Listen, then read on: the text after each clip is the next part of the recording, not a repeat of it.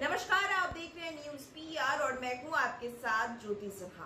अब कानून अंधा नहीं रहा। बता दें, न्याय की देवी की मूर्ति से अब आंखों की पट्टी हटा दी गई है। ये तस्वीर आप देख रहे होंगे। ये मूर्ति सुप्रीम कोर्ट के द्वारा लगवाई गई है। सुप्रीम कोर्ट के लाइब्रेरी में ये मूर्ति लगाई गई है, जिसमें बदलाव किए गए हैं। पहले इस मूर्ति में आंखों में पट्टी बंधी होती थी, लेकिन अब उस पट्टी को हटा दिया गया है। साथ ही पहले एक हाथ में तराजू और दूसरे हाथ में तलवार हुआ करता था। अब तलवार को भी हटा दिया गया है।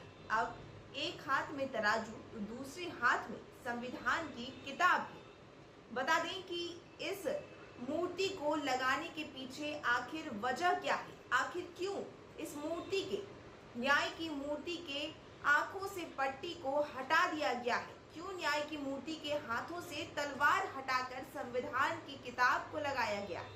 चलिए आपको बताते हैं। नई मूर्ति में ये संदेश देने की कोशिश की गई है कि देश में कानून अंधा नहीं है और ना ही ये सजा का प्रतीक है। इस मूर्ति को सुप्रीम कोर्ट के चीफ जस्टिस डीवाई चंद्रचूड़ ने लगवाया है। सुप्रीम कोर्ट के जजों की लाइब्रेरी में चीफ जस्टिस डीवाई चंद्रचूड़ के आदेश पर इस नई प्रतिमा को लगाया गया है। इस मूर्ति में दो अहम बदलाव किए गए हैं। पहला कि न्याय की देवी की आंखों में पट्टी नहीं लगी है और दूसरा, उनके हाथों में तलवार की जगह संविधान। इसका अर्थ है कि संविधान के नियमों के तहत न्याय होगा। बता दें, कानून की देवी की आंखों में जो पट्टी बंधी होती थी, उसका एक खास मतलब था। आंखों पर बंधी पट्टी कानून के सामने समानता को दर्शाती है। इसका मतलब है कि कानून की नज़र में सब बराबर है। इसमें न पैसे वाले का महत्व, न रुतबा, न ताकत और न हैसियत का महत्व था।